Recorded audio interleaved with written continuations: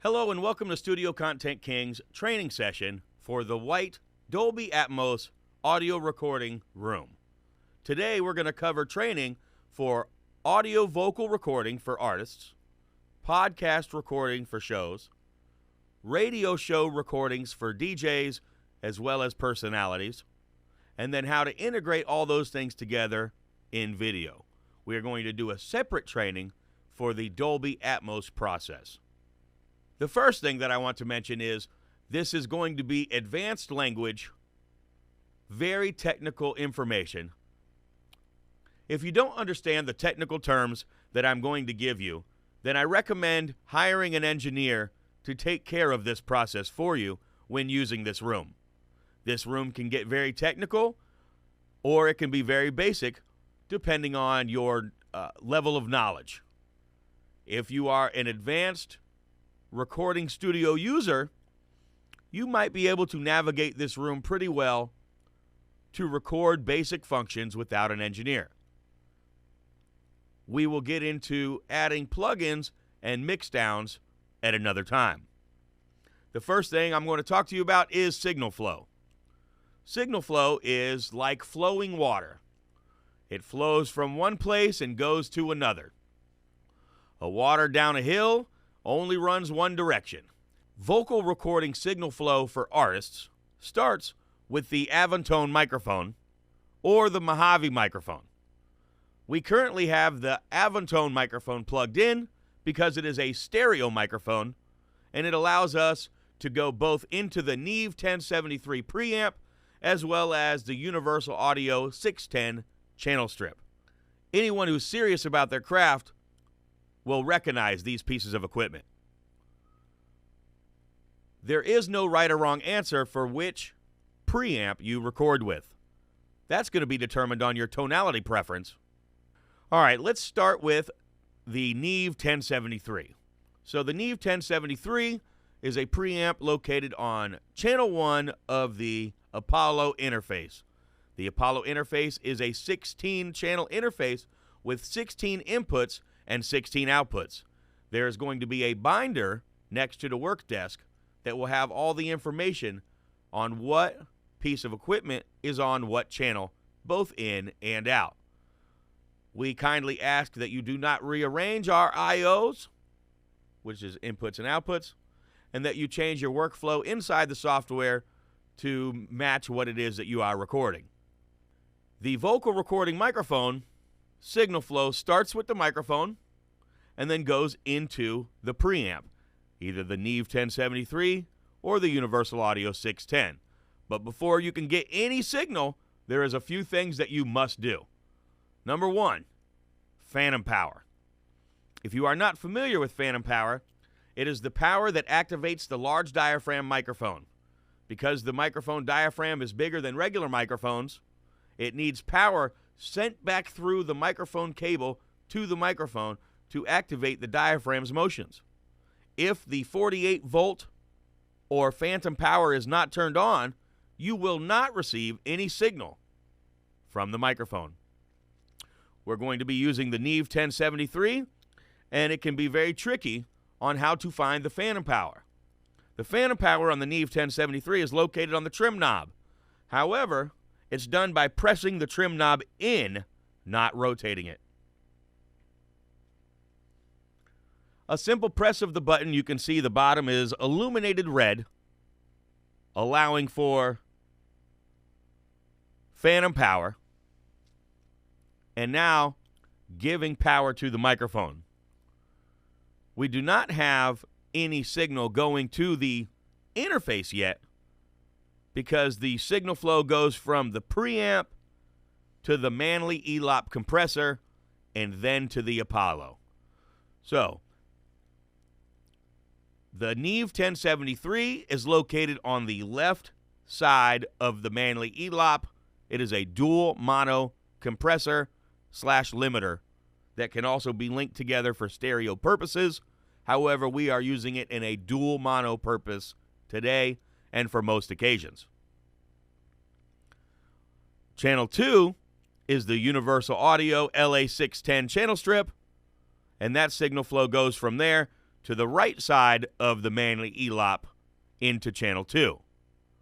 Now, do not be alarmed. When you turn the Manley Elop compressor on, it takes several moments. Power button located directly in the middle of the compressor, and you will notice the compressor is flashing. Nothing is broken. Do not panic. It is going to take a few moments for that compressor to warm up, and once it does, if phantom power is turned on to the Neve, you will start to see signal flow from the microphone to the Neve to the compressor, then to the Apollo. All right, so now on their screen, you can start to see signal coming through on channel 1 because that is where I have the microphone located. Microphone, Neve, Manley Elop, then interface. Channel 2 is not being illuminated because I do not have the universal audio channel strip turned on. You can turn it on with a flip of the switch, and it illuminates blue, and the VU meter also lights up. I have just engaged and turned on the channel strip, but you shall notice that there is no signal flow happening on channel 2. Why is that? Well, that's because I have not turned the phantom power on to that channel strip. The phantom power, once again, is for the microphone, not for the channel strip. You saw analog channel 2 peak there for a moment, and now you can see it moving with my voice. The reason the signal is low is because it is picking up my audio from a distance. If I were to go over there and bite into the microphone, you would notice a significant level change. You can now see signal flow happening on channels 1 and 2. Okay, I have those channels muted because I am recording this microphone only and I don't want to create any echoes. If you are recording vocals through the Avantone microphone, or if you decide to use the Mojave, the signal flow once again goes from the microphone to the preamp of your choice, to the compressor, and then into the interface.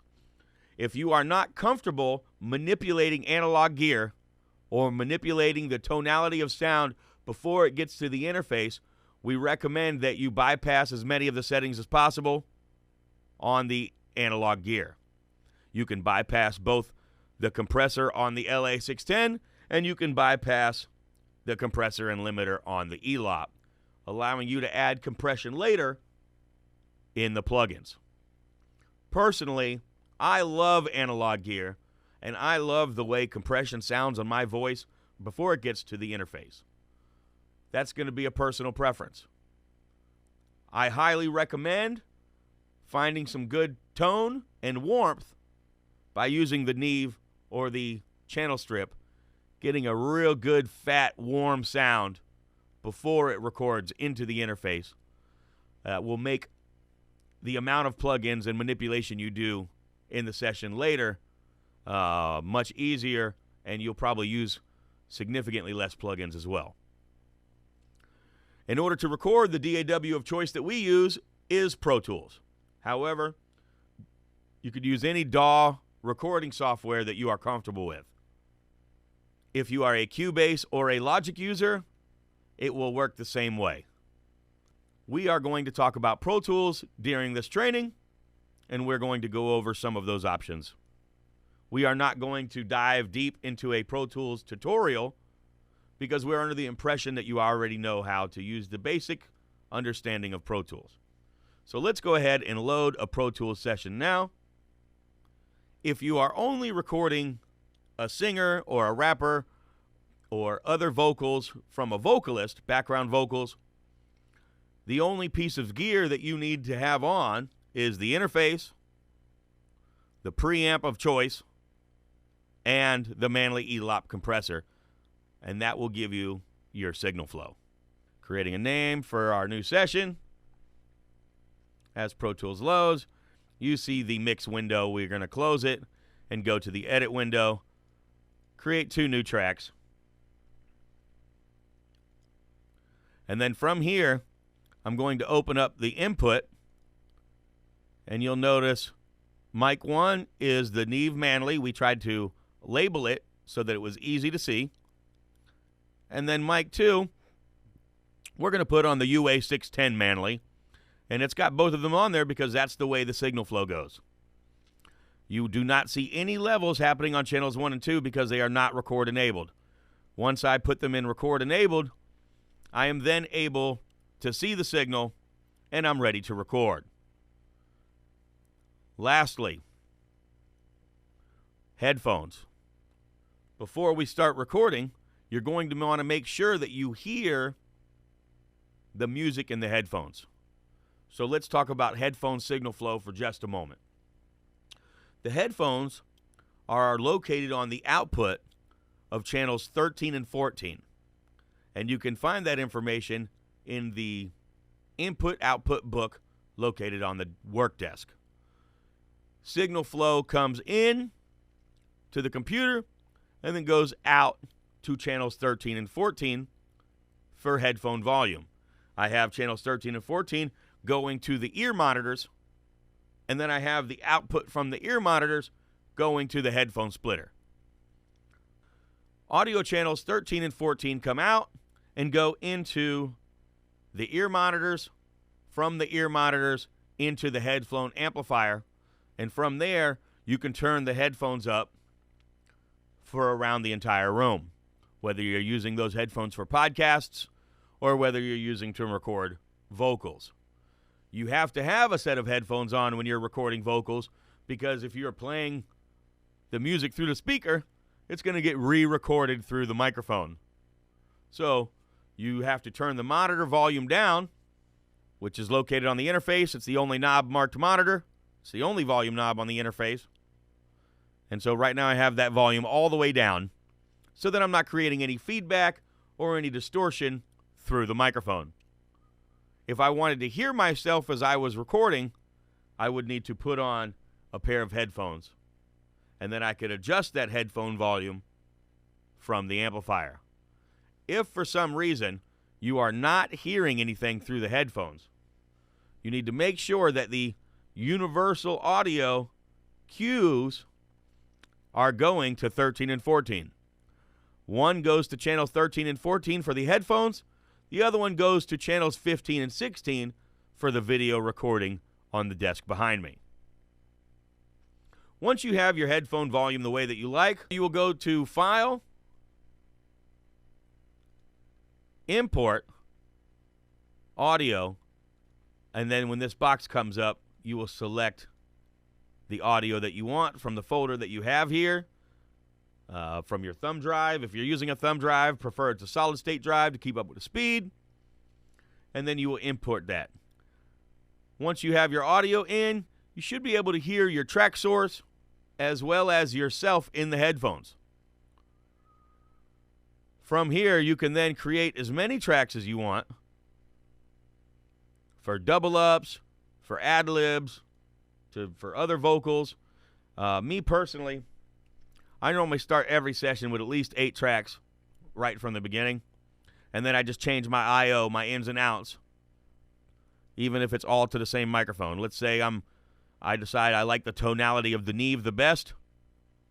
I literally will go in and change all my inputs to the Neve, and then as my session continues, I just go from record enable from here, and then I'll go record enable here, and then I'll record my double, and let's say he didn't like that one.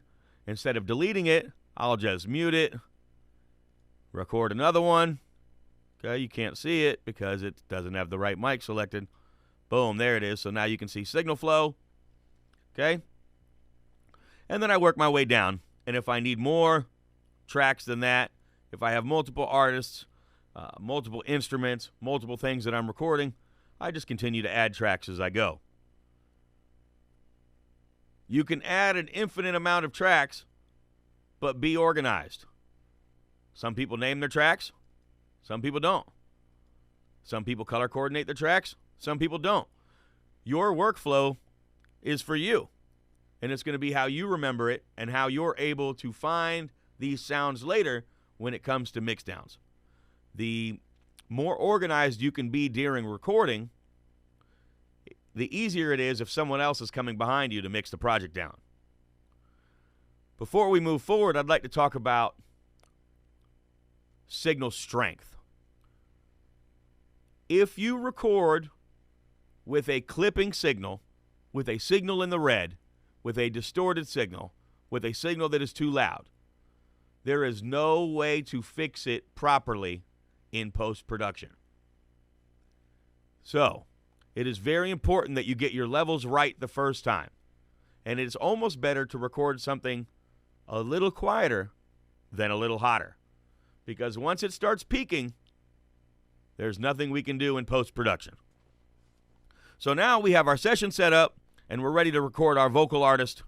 We'll hit record enabled on the track that we want. And we will manipulate the Neve preamp to find the sound and level that we want. Okay? The top knob of the Neve, the left side is for microphones, the right side is for line in. If you are using a line in, then you'll turn the red knob to the line side. If you're using a mic in, you'll adjust your signal strength on the left side as well as your trim. Your trim can be adjusted also to give you some additional volume. We recommend putting the trim in the middle and leaving the Neve pretty much close to the settings that they are right now. You can always adjust the volume later, but we think that it's going to give you pretty much the best tonality close to where the setting is now. On the compressor, if you notice, as I'm speaking, you see the left side of the compressor squishing. And that is because of the peak reduction knob. On both the UA, Universal Audio Channel Strip, and the Manley, as you turn the peak reduction up, it squishes the sound. On some compressors, you turn the knob backwards to initiate the compressor. On these, you turn the knob up to initiate the reduction. Okay, please keep that in mind. If you are used to a compressor that goes the opposite direction, it can cause for a little confusion and cause for your sound to be very squashed if you're not paying attention. You can bypass the compressor on the UA channel strip. It is the same compressor as a T4 optical compressor. And on the UA, the 610 tube preamp, both of those combined together make the channel strip. On the Neve, it's pretty simple. I'm going to be adding a Neve 1073 EQ very soon. More than likely, when you come in for your session, it will already be here. So signal flow will go from the preamp to the EQ to the compressor. On the UA, from the preamp to the built-in compressor, then to the Manley Elop.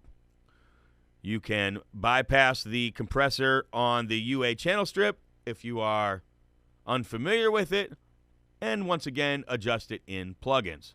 You can also bypass the compressor on the Manley. There is a real easy to find bypass button.